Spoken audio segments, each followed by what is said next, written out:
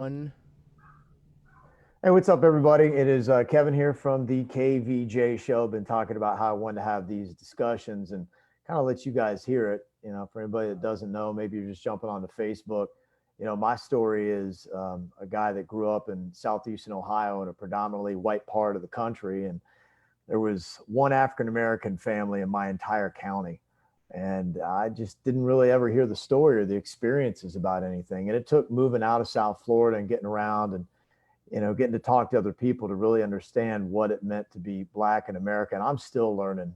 But the person that really started to introduce me to the discussion and open my eyes a little bit and have a little bit of understanding, and that's the one thing I've put the call out for, is that, hopefully in this time, other people like me that may have not had these experiences, that you'll try to find somebody that can talk to you and share the stories, because they're very powerful and you can't relate to it. And I realize, hey, it's not your fault. I mean, I never had that experience.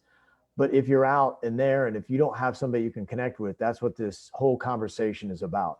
Where we're going to come into this, and everybody has great intentions. And I think if your discussions start with great intentions, you start with a place of love, and you're like, hey, I just want to know, I want to understand. Yeah, you may ask some questions that may come off ignorant. I know I'm probably going to do that today, but that's Ah, okay, because you know what, we're learning here. And it really is. When I had the discussions with my trainer Kev, I was just like, I was blown away by what I learned, stuff I never would have known, and it was a great experience for me. So if you don't have that person in your life, this is what this is all about. And you can jump into the chat that we got on Facebook right now, and you can leave some comments, and I'll try to get some of your questions if you have them. But I wanted to bring in right now Kevin Morris. He's my trainer. This guy's amazing, just amazing man, a great dude.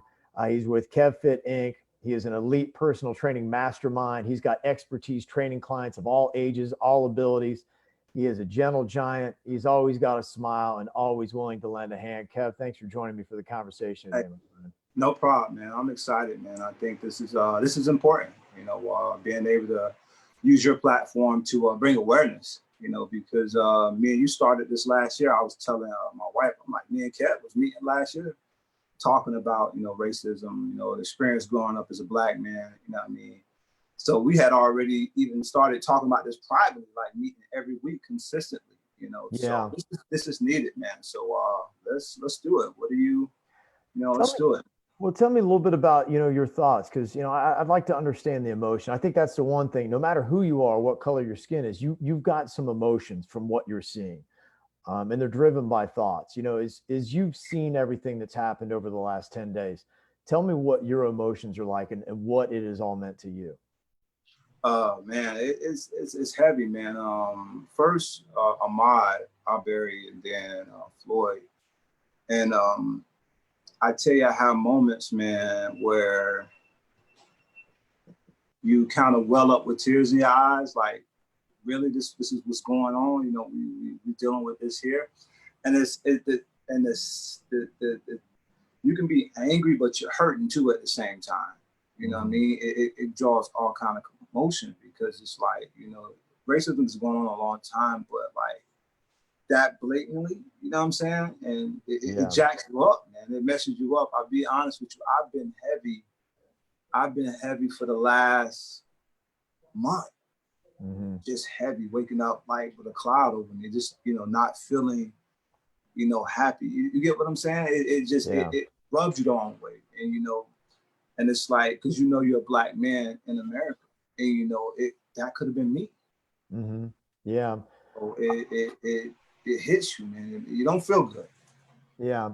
I want to talk about, some of those experiences, because, the stories that, I hear about, it gives me an interesting perspective. I was just, talking to a Black guy the other day, and he was just talking about how he, one time, in fact, just in the last week, was just running down the street getting some exercise. And he runs by a woman with a baby, a white woman, and she grabs her baby and like hides in the bushes, like, and he's like, look, I'm not, to have that reaction where it's like your first thought is that I am here to attack you. And Yeah. I've been out running, I've been out jogging, I've probably run by a lot of people, and I've never had that kind of reaction before. And so to hear those stories and look at this guy, he wasn't an intimidating figure at all. Yeah. He was like the Black version of me. And I was like, wow, if they're scared of you, with Yeah. that, then it says something to it. I want to welcome in here, right, too. We got Don Chris. He's jumping on, and big thanks to Don for being a part of this. He's on our sister station, X1023. He does weekdays, 3 to 7 p.m. Don, welcome into the discussion. This is Kevin, my trainer. Say hey. Hey, hey, Hey, what's up, man? How you doing? I'm fantastic. A little Right. technical difficulties over here, but I'm glad to be on and we're good to go. All right, let's Cool. do it. Yeah, Don, we were just kind of talking, just some of the reactions, things that, for me, I can't necessarily relate to, of just having skin. And I had the black skin. I talked to Don the other day, and he was telling a story about being in the elevator and what that was like. What was that story you were telling me, Don? First of all, before I even tell my story, I just want to say thank you for allowing me to join in again on this conversation. And I had to prepare myself mentally for this. And it was good talking to you because these conversations are uncomfortable. Yeah. And it's a lot of conversations that I avoid a lot of times because of what has happened in the past. And I'm glad we're finally talking about this. And it took me a little time just talking and seeing the support around here. I do appreciate it. And just having a conversation with you, Kevin, thank you. When I talk about myself and just my personal experiences, I sit up here and I think you and I were sitting in my office talking about the day before, I think that was maybe Wednesday, just here at the job, jumping on an elevator, just going down to the ground floor. Like, yeah, I've seen several times white people are fearful. I can see the look in their eyes. I've seen them jump. I've seen them go all the way into the corner. I've seen them get off on floors. Now, there's only 5 floors here, but I've seen them get off the elevator early because they just feel uncomfortable. When I'm and half the time, as you know, I'm dressed in suits. Like that doesn't how dressed up you are or anything. Or when I'm at the grocery store, the thing that annoys me the most is when I'm on the parking lot and I'm walking to my car with my groceries, and you hear someone locking the doors as you're getting ready to walk towards them or in between cars. Those are the kinds of things that happen all the time with me. When I was talking to you again, Kevin, a few days before, just being at a restaurant, and I put in an order and I'm sitting there and I'm waiting on my food to come, and they wouldn't deliver it to my table. Now, I don't know what was behind that, but it makes you wonder when it happens all of the time. And that's not including the police encounters that I have. That's a whole different subject, but something that there's a disconnect there, and I don't know what it is. Well, I think I can tell you a little bit, maybe what the disconnect is, and throwing in the white perspective and a guy that didn't grow up around really any black people at all, is that I think a lot of times you hear the stories, the myth of anything. And I think we found that out in so many different ways. It's not just a white black thing. It's just always happened. When you don't have interactions with somebody, there's this mythological presence that starts to happen. And if you grow up sometimes in white America and you're not ever exposed, to anybody that has black skin, sometimes you just hear these stories and you see the worst of the worst. You're seeing right now that the news is just picking up those stories. And, if you thought about something like, if you saw somebody that was purple on the streets, you would probably look at them and be like, okay, what is going on here? I know when I started to get around other black people, it was interesting for me and it stood out. Now that I've been in South Florida as long as I have, I don't think anything of it. And so I think some people, it is just kind of this mythological feeling of who the black man is. And that's why, to me, I believe that we need this integration. We need to start having relationships with a lot of people that don't look like us, because once you have close relationships, and like I said, just talking to Kevin and having Kevin there, and I'd see him 5-6 days out of the week, and the conversations that we would have, it changed my eyes. I noticed that seeing somebody black wasn't something that really stood out to me. I understood what it meant to be black and some of the things that you're going through. And hopefully we can start having opportunities where, if you don't have people in your friend group that don't look like you, that hopefully we can start opening up and having those kind of relationships. Because once it does, you realize that that's all it was. The stories I might have heard where my false perceptions have been laid down, they were false perceptions and there is no truth to it. And you're just exactly like me as you find out. Yeah, man. It's funny when you talk about that. I've known you for a while, and I get a lot with me, people saying somebody may be intimidated by you. I'm like, me intimidated? I smile all the time. You get what I'm saying? And that's just, and when you think of that, what's going on in their mind? Why, because when you paint a picture where somebody's intimidated, they're not thinking, they're already feared, they're scared, and they don't even know me. You get what I'm saying? They don't know me at all, and they're intimidated for what? You get what I'm saying? I'm a human. I smile. I'm not, and it's just I would say, media, whoever they know, they put all this stuff in their perceptions, and people are scared to just speak to you, shake your hand. Instead they lock doors, they scoot to the other side of the hallway, and they just get away from you when they don't really know that you're human too. You get what I'm saying? Yeah, and it's crazy, and that I think a lot of times that puts up the barrier, because it's like, get to know me, because I'm gonna tell you personally what I say. I say, hey, if you're not willing to get to know me, you just missed out on a great guy. Simple. You just missed out on a great opportunity. You just missed out, because I know who I am. That's really, and you're missing out on the depth of really, when you don't have friends that don't look like you are really missing out on so much richness in your life, and being able to get other cultures that are involved and to find out the stories that are there. It really just enriches your experience. And I think one of the things is, we talk about solutions and what can happen. I really think one of those solutions is that we just truly need to find ways to integrate our society, so that it's not, there's these jokes that you always have where it's like, white guys, they got that one token black friend, you had token black friend, where it's like white guys try to find that one guy so they can say that they got black friends. Like, oh yeah, I got this one guy. And, it really should be something where, you have a direct representation where your friend group is, where you can genuinely say, I've got a diversity of friends of all different colors, of all different backgrounds, because it does create that understanding, and it takes away some of those false pretenses. Because I think probably every race has its own myth. I'm sure without a doubt that black people will a lot of times look at white people, and there are certain myths that they might have and think that most white people are ... Right. And once you start having some white friends, hopefully you find out kind of the same things I did with having more and more black friends, is that, man, it's just crazy, the lies and the things that you've been fed since you were a little kid, or you heard, or you saw in movies. And that's where you don't realize all those little things, just brick by brick, start building those false perceptions that you have about a certain race, that unless you have those friends to find out that they are truly false, then you carry those along with you every single day. Right. Yeah. We gotta do that. Because one thing I'm grateful for my parents, because they didn't raise me like that. They never told me to hate some white person or feel a certain type of way. I had tons of white friends growing up. You know what I mean? My parents just never raised me like that. So I wasn't like that. You get what I'm saying? So I was taught to love everybody. If you were nasty or you act a certain way, that's what I called you. You get what I'm saying? But I didn't look at you funny because of your color. And see, I believe it's taught to people. Maybe they see their parents do it, or their friends do it, their granddad, whatever the case may be, but it's taught.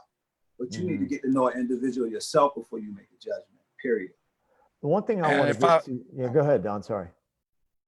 I just want to say, and I'm thinking how to word this correctly. I think one thing that has made it tough is we live in a society that's so political. You have to watch everything that you say with everyone, and you can't have these conversations. It's been turned around to seem like, hey, when you have a legitimate concern, you're made out to look like the bad guy when there's something, hey, really serious here, and there's a problem. And then they kind of put people in a corner where it's like, hey, now it's uncomfortable to even talk about a legitimate concern here that we really need to address. And now the pot has boiled over.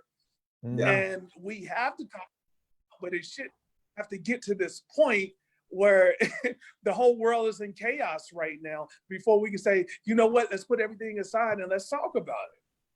Yeah, I think, and that's why I want to be able to do this, where we can have these kind of conversations and we can truly bridge the gap and people can just be voyeurs and watch, contribute, but hopefully we'll also learn about some stuff.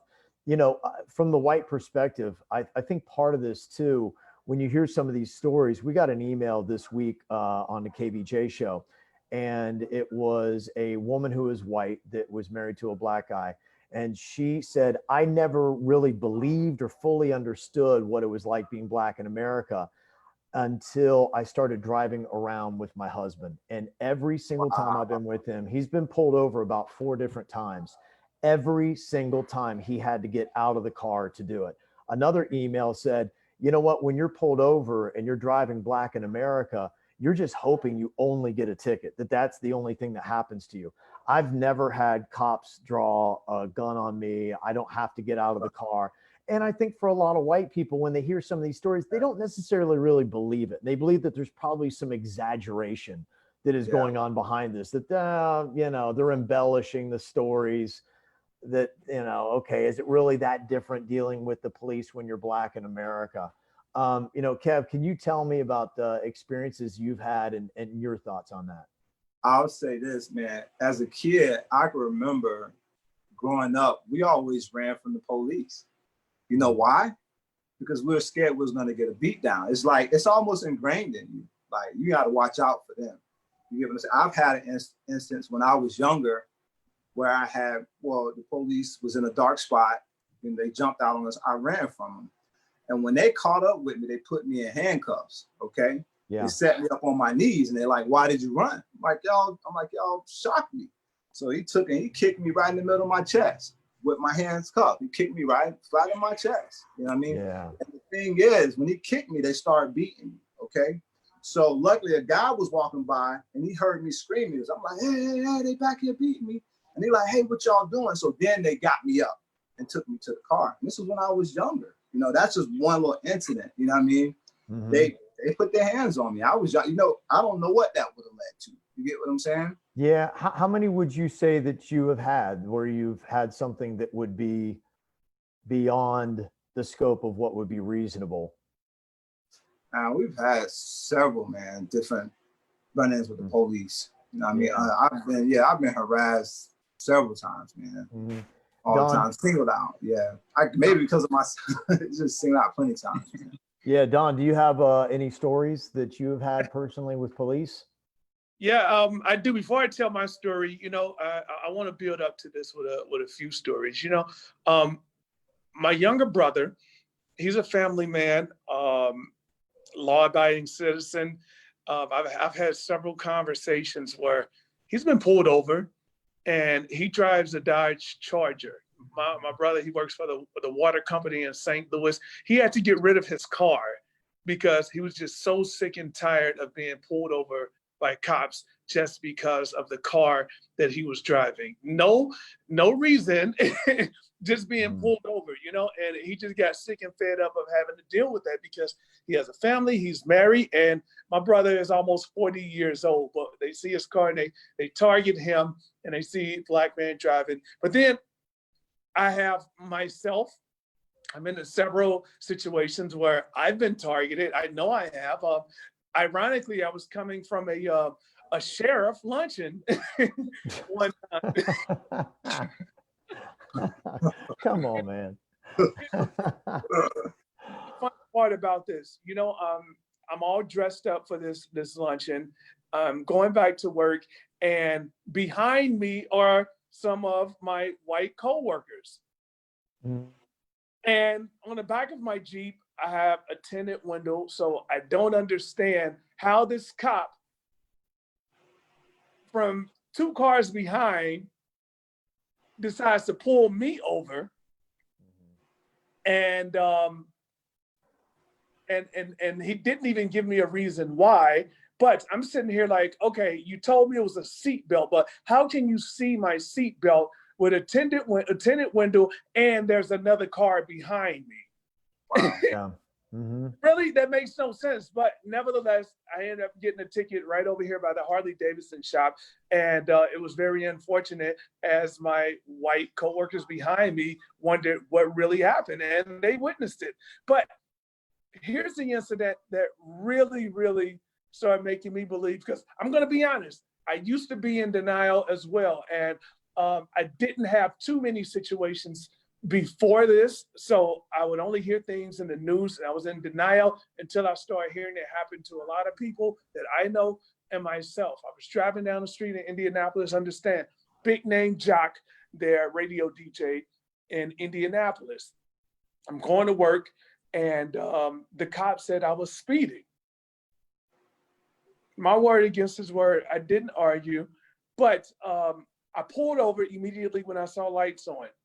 And next thing I know, he jumps out the car with his gun, and his partner jumped out the car as well. I have guns on both sides, and I'm sitting there not even in park. I have my foot on the gas, and I'm shaking because I'm wondering, wait, what happened here? What did I do for this to even get to a point where you even have to pull out a gun? I don't have an attitude.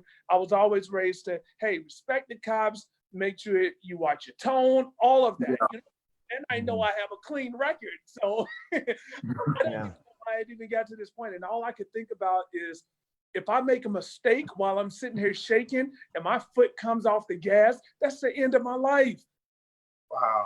Believe it. And I had to get out the car. My car was illegally searched, by the way. They didn't find anything. And afterwards, they put their gun up and they gave me a pat on the back and told me I could go after they checked my license and registration and insurance and saw that I was okay. And then they just left. Meanwhile, I'm sitting there having a breakdown. To this day, it's still hard for me to talk about it because I could have lost my life. And then you see the stuff that's going on today, and you see how many of us continue to fall victim to this. And we tried, and right now it's angry. We have a lot of built up frustration.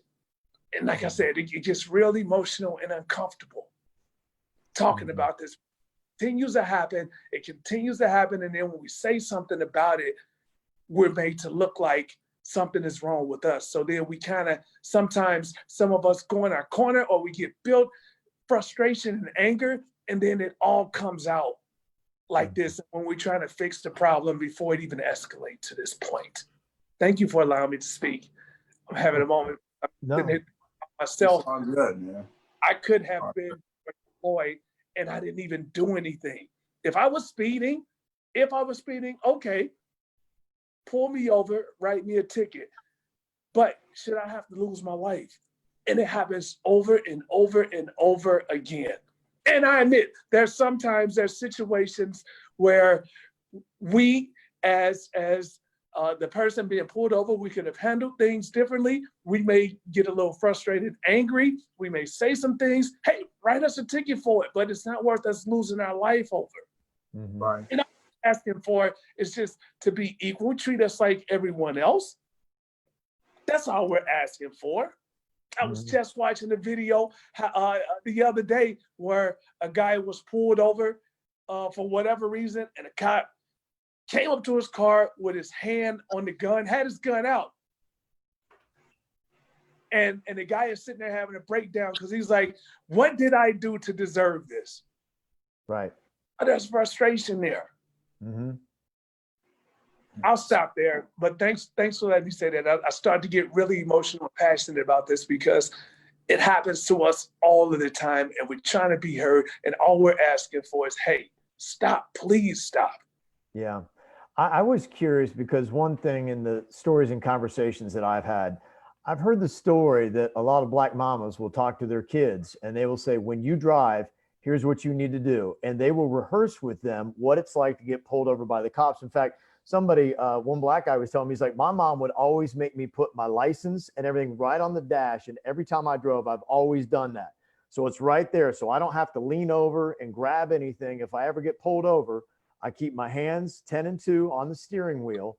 And I'll say, it's right there. You guys can see it, because I am so scared if I get pulled over that any weird movement could trigger the end of my life. And that seems to be the safest way for me to do it. But it was my mama that told me all that stuff. Yeah. Kevin, is that true? Does that kind of stuff happen in Black Yeah, communities? that's how we're raised, man. We're just raised like that. You don't say nothing back. You do what they say. Make sure you show your ID or whatever, but never like resist or cause anything because they know that you might end up getting beat up or whatever the case may be. It's always been like that. It's like that's a known thing in the Black community. That's just known. That's just like you don't talk back to the police. You be careful, you could get shot or something, or you can get beat up. That's just known, man. And I'll tell you, I was talking to my daughters last night, and they told me they worry about me when I go out. It's like, and it kind of made me well up with tears. I'm like, yeah, Dad, you're a Black man. You're out, you're going out. So that I'm thinking, I thought they was oblivious to it, but they like, when you go out, we don't know what's gonna happen. You know what I mean? But yeah, we were raised like that, man. That's just how that is. Yeah, we're just raised like that. Not to resist, not to say anything, not speak, even if we're wrong, even if we're not wrong. You get what I'm saying? Right. Yeah. You can't. It's a no-win situation.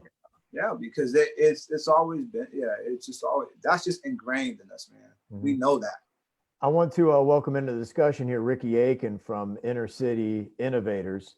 And we're going to talk a little bit about everything that Ricky is doing and some other issues here that I think are even deeper than what we've talked about. Ricky, is there anything that you wanted to add into this discussion, just overall generalization about what you're seeing with the relationships with police and anything from traffic stops, anything else that might be in there? Yeah, no, the brothers were spot on. Like Kevin, only thing I didn't have my parents teach me, it was something that TV and life experiences taught me. If I wanted to stay alive when I encountered law enforcement, it's best to keep it yes sir, no sir, hands on the steering wheel, and that's that. And I think that's a part of the frustration in our country is that for most people, the police are there to serve and protect. But for us and how we're conditioned to law enforcement, it's as if they're there to terrorize and to strike fear into people of color. And that's the line in the sand. And I think what we've seen in the country with all the outrage and the anger has been that, man. Like the law enforcement has served two different purposes for two different sets of people. But I commend everything these brothers were saying. And it's sad that it has to be such a universal experience for people of color. We all just want to be individuals. We all want to live our lives as we see fit. And it's one of those things I have to talk with my mentees about all the time. It's an unfair burden that everywhere I go, I have to represent every Black man in America. Other people, they're able to be an individual, they're able to be accepted and appreciated for that. But when I go, I have to ensure that I'm representing my people to the best of my ability because I know how people are already looking at us because of how we were racialized in this country. So, we got a long ways to go, but the work is going to start in conversation, but it's going to have to lead to action, so I'm just proud to be a part of the conversation. And I thank you brothers for sharing your perspective. I can't add anything to that, man, because like I said, it is a universal thing amongst people of color in this country, it seems. Ricky, if we have possibly a large, predominantly white audience that is listening in today because they just want to hear these perspectives and these stories and trying to understand, relate. If you were talking to anybody that is white today, what is it that you would want them to know about the Black experience? What stands out most to you to just say, hey, I wish you guys just understood this? Yeah, I'd say at the end of the day, we all want the same thing. It's easy to look at communities like ours, like you see the riots, like you see how we're presented on television, and it's easy to feel like there's a difference between you and us. But at the end of the day, everybody wants happiness. Everybody wants safety and security. Everybody wants to be able to walk out of their house and be greeted by their fellow man. So especially I work in primarily in communities of concentrated violence, like even there, people all want the same things. But when they feel like they can't get them through the traditional routes, you're forcing them to get them by means that none of us would prefer. So I would say at the end of the day, we all want the same things. And if there was no other challenge you got, man, reach across the aisle, reach across the table, befriend someone of color. Like I would not be the person I am today if it wasn't for white people getting outside of their comfort zone, coming into an inner city that they probably weren't accepting in at the time, were probably afraid to come into, but they came. And because of their investment, I'm able to stand in my community as a pillar and a leader.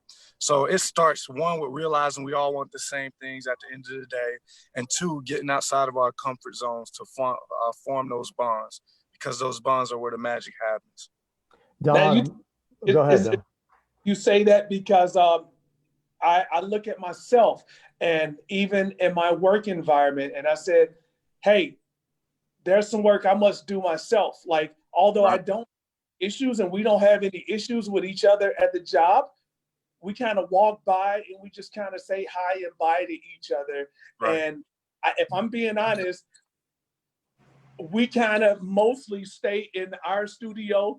The black studio is, and the whites kind of stay in theirs. Right. We don't have anything against each other, but we're comfortable.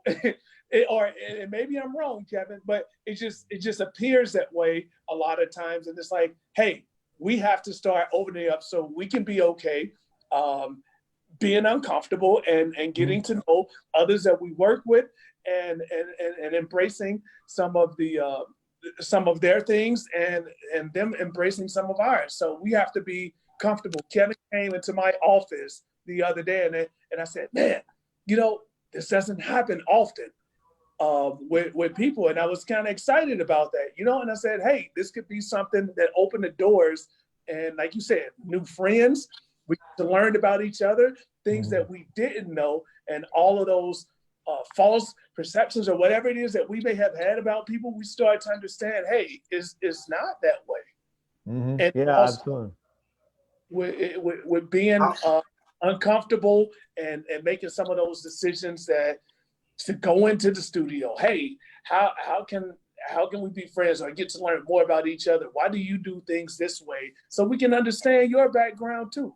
Yeah. I think that's really it. It's got to be a two-way conversation. It's got to be a mutual understanding. And I think when we really start to understand each other, like I said, the more people of color that I've been exposed to, the more I just realize there's no difference. There really is no difference. We truly do all want the same things. We look at life the same way. Yeah. I'll say this, man. As a black man, we can't lose hope, because we see so much happening with racism, because sometimes you be like, man, I ain't trying to be around nobody, or even associate with the other race. But we can't lose hope, because that's not going to solve anything. You get what I'm saying? We really need each other. There's more power in unity, period. You get what I'm saying? We don't need to be separated. And the only way I think it'll ever be solved is through unity, getting to know each other. But I think it's fear. Fear holds us back, stuff like that. But we have to still have hope, man. We still have to, even what we're seeing now with the police stuff happening, we still got to have hope. Yeah, I'm hearing a lot of words in everything that is happening with the protests. And I think really the next step is there's got to be actions. We have to come up with a plan, and we have to start recognizing some of these things that we're hearing, and the conversation has to continue, but we have to lay out a plan. And I'm just kind of curious with you, Ricky, what do you think will really start making a difference so the things that the protesters are saying will be addressed and America will start changing to? My whole point with all this is, you look back at the documents that were drawn up when America first started, and you look just even at the Pledge of Allegiance that, we put our hand on our heart and we say, and we look at that flag and we say, liberty and justice for all. And that really is what America has to be. And I think arguably it's never been. So how do we get to that point, if you had to say, Ricky? I think people who aren't of color recognizing the privilege that those founding documents weren't for us, but they were for you.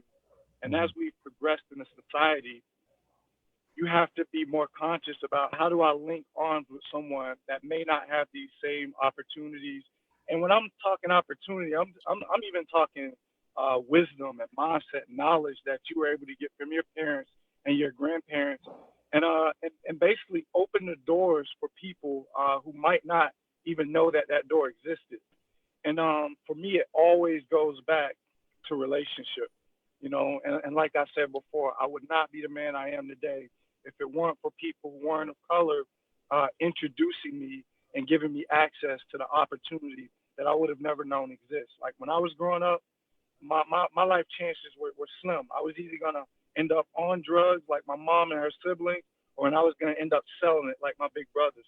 So these people literally came and popped the bubble that I was in and exposed me to another side of life.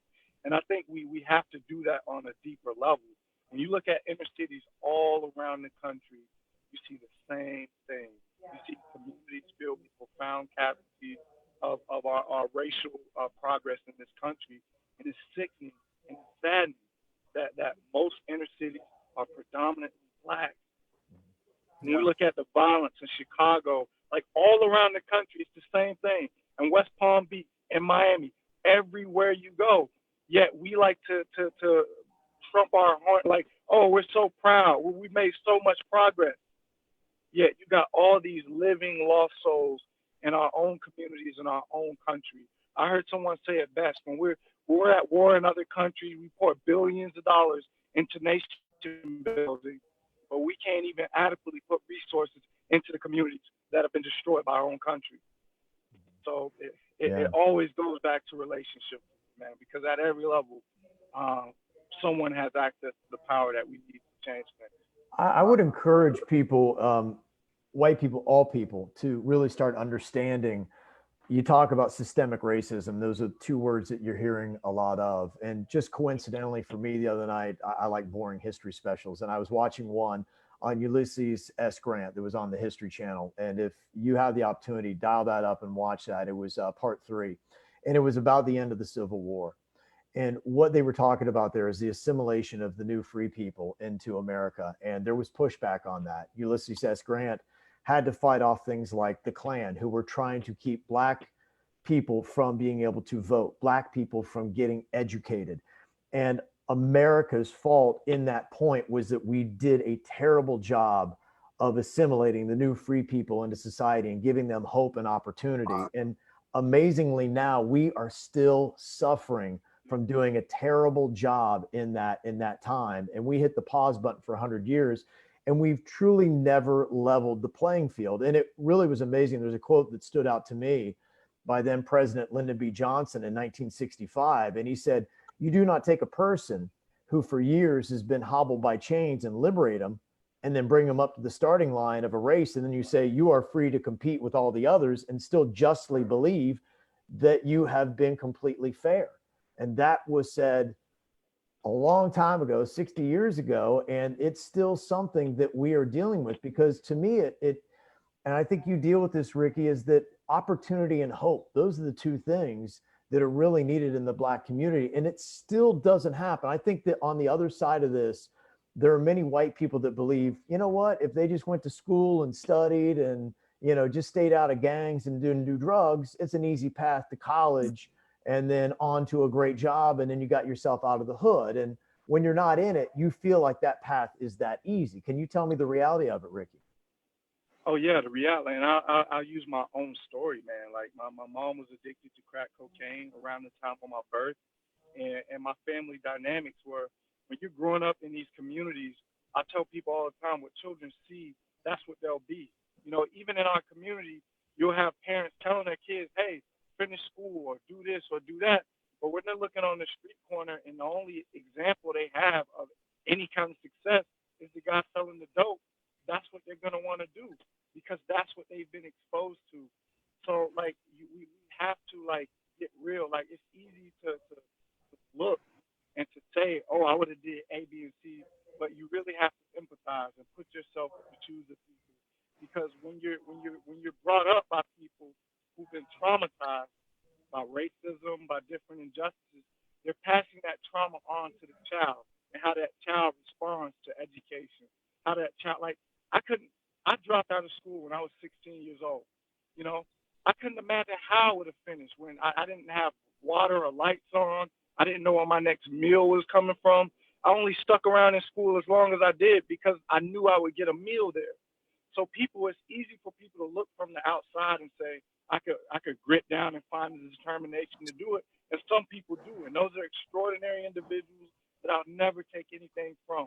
I'm someone that managed to escape without completely ruining my life, but so many of my friends didn't, and that's why I laid a burden on myself to go back to my community and do everything I can to be the example to the next generation and be the link between them and opportunity. And but I could assure anyone that think it's as simple as you know, you talk about it's as simple as going to school and getting an education. You don't even have the framework to even apply anything these teachers are giving you. Like anything people think they could do in these situations, I'd really ask them to humble themselves because it's not nearly as easy as you think. Yeah, Kev, I want to talk to you a little bit about your experience. You grew up in the inner city in West Palm Beach. Yeah. You told me something exactly a year ago because as school just ended, I was just like, wow. I remember over a year ago, you told me that summertime is killing time in the hood and that it is tough when these kids get on summer break. Yeah. That is, where there's so many deaths that happen in the inner city. And you were talking about some mamas won't even let their kids go out and play because they know they're probably not going to come home at night. So these kids are locked indoors the entire time that live in the inner city sometimes. Yeah, and that's not how it's supposed to be, but that's going on right in your back door. That's every summer. You know, the summer it heightens, but killing is going on all year. But summers are terrible, man. Mm-hmm. These kids don't have nothing to do, and you got to think about kids from the inner city. They don't have access to the kids that live outside of the inner city. So once they leave school, they're stuck in the hood, and then most of the time in the hood, you got the drug dealers. Everybody is just doing what they're doing. So these kids are just stuck by themselves, and the environments are hectic, man. I mean, tons of kids get killed. And these parents, they can't control them because a lot of these parents are low income. They can't afford to send their kids anywhere. They can't go to summer camp and stuff like this. So a lot of these kids end up falling victim to the small street gangs or being accepted by their friends, getting killed. And that's just how it always been for me as a kid. You know what I mean? I grew up in West Palm, man, Revere, same situation. All my siblings on drugs. Basically, my mom working 3 jobs to take care of us. So I got raised by the streets. You get what I'm saying? And eventually you just get adopted in that, you know, and that's just how it is, you know, and I'm a rare breed that make it. All of us don't make it.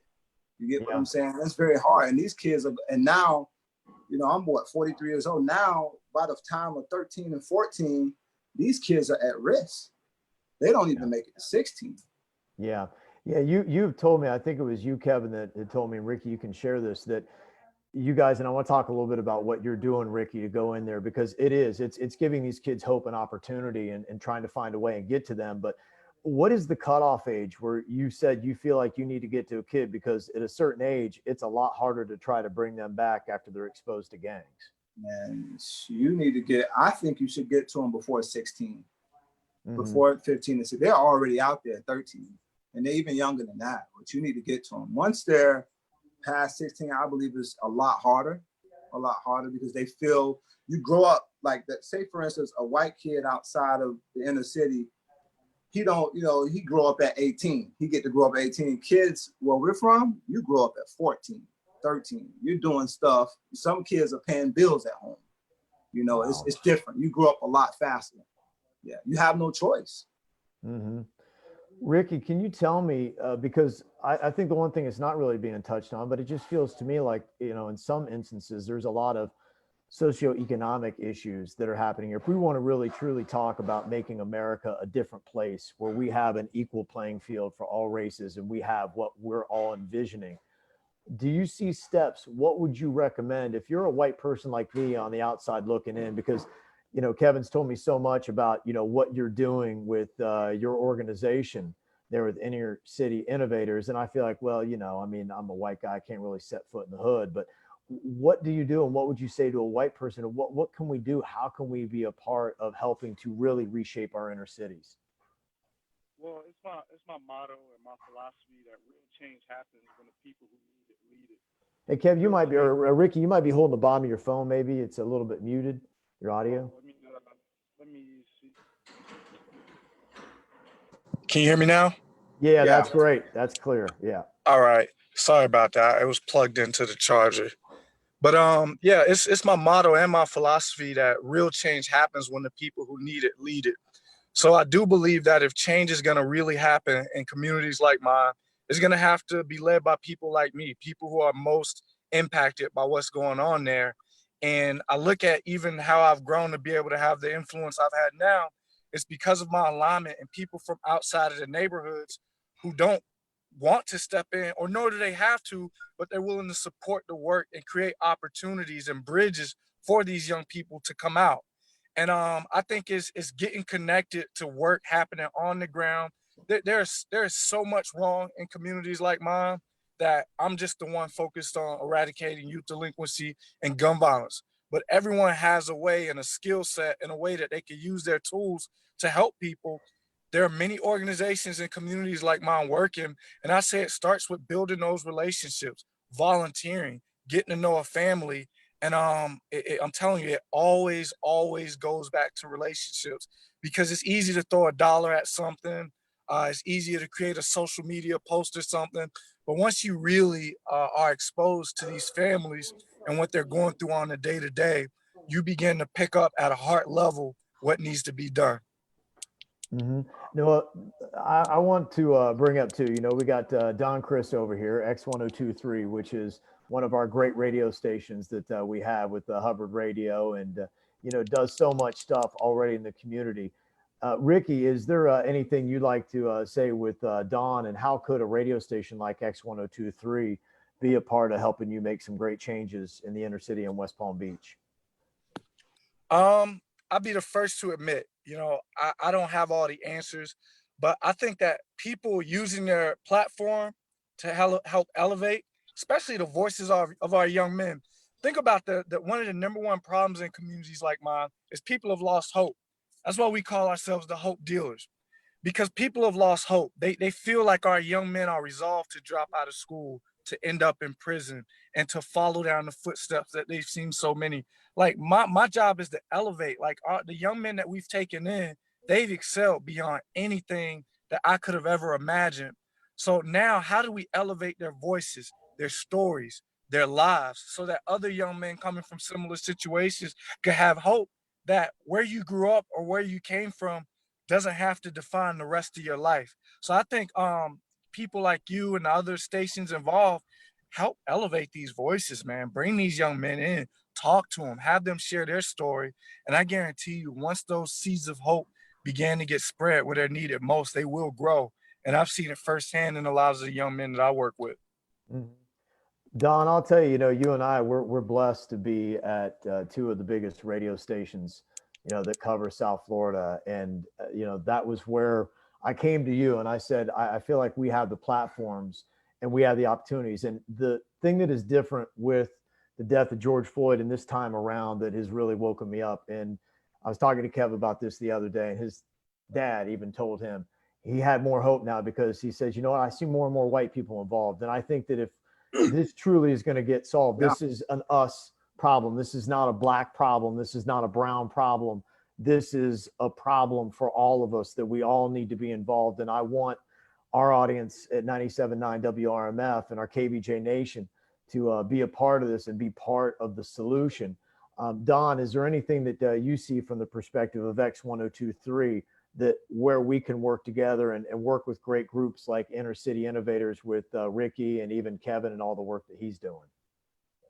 Absolutely. First of all, thank you again. And I appreciate being on this call. Listen, I think the first thing is, again, and I'm going to keep reiterating this, listening, both sides, and then education. I'm getting a lot of people, a lot of white people asking, hey, how can I help? How can I help? Continue to put out the message. And like you said, it's amazing when you're seeing black and white people come together and they start to let others know, hey, these stereotypes and the stuff that you're hearing is not right. Help. Like, in order for us to change anything, understand, we can't do it alone. We're going to need help from our white community as well. We're going to need people like you, Kevin, and KVJ Army, your listeners as well. And we start to open up doors on both sides. But again, it's going to take the effort of all of us. And election time is coming up as well. Here's the time to really, really look at who are we putting in office? Yes, we know we vote for our presidents and all, but do we really spend time on a local level doing our research and finding out the beliefs of these people that we are putting in office? Because a lot of times we don't pay close attention to the local elections. Yeah. And I'm just going to say, from my personal experience, I'll put it that way, from my personal experience, when it comes to the Black community, in my personal experience, I wonder, are we doing enough research? Are we looking at the track record of a lot of these people that we are putting in office, or we're just letting it happen and then we wait till after something happened and we start to do our research? Wait a minute, why did this happen? How did this? And it's too late then. That's something we all need to look at beforehand as well. Mm-hmm. Yeah, Kevin, is there anything that you feel has gone left unsaid today that could be insightful to anybody that's checking out this conversation? No, I think, man, well, for all the white people that are listening, don't be silent. You know, say something. You know, if you see something wrong and your fellow brothers being harmed, a Black man, say something, speak up. If you got Black friends that you're around all the time and you see what's going on in the media, say something. Don't just sit and act like nothing is going on, you know, because we see that. Yeah. You know, we see that. We see it, man. Like I said, like when I was talking to my dad, you know, my dad's 80, like Kev mentioned, you know, to make real change, we need each other. Mm-hmm. And everybody step up to the plate, you'll see real change. Mm-hmm. Yeah, it's great stuff. Anything you want to add into this, Ricky?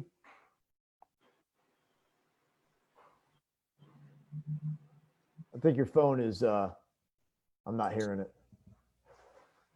You got it? You guys get them? No, I can't hear him. Okay. All right, sorry about that. That's all right. I'd say find someone safe of color that you could talk to, be real with, and ask the questions that need to be asked. You know, they're like, I really feel like ignorance shouldn't be penalized. Like, if you honestly don't know or understand something, you should be able to have those questions or find the answers that you seek without being penalized or labeled anything.